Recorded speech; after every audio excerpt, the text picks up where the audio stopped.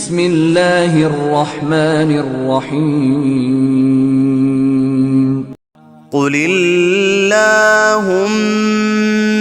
مالك الملك تؤتي الملك من تشاء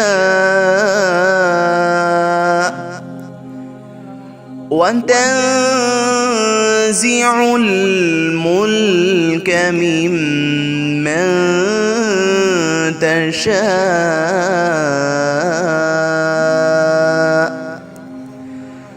وتعز من تشاء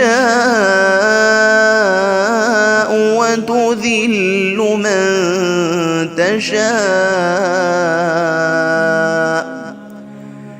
بيدك الخير إنك